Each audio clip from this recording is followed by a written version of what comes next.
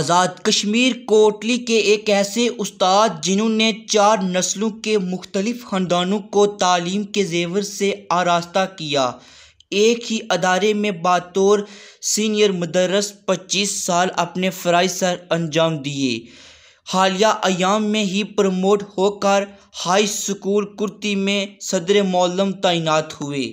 वो मुनाज़र देखने वाले थे जब आप साबिक़ अदारे से अलविदा हो रहे थे तो तलबा और उस्ताज़ा में से हर एक की आंख अश्कबार थी। वो अपनी मोहब्बतों का इजहार कर रहे थे। जिस अदारे में आपने 25 साल सर्विस की, वहाँ के स्टाफ और अवाम इलाका का कहना था आप अच्छे किरदार और आला अखलाक के मालिक थे।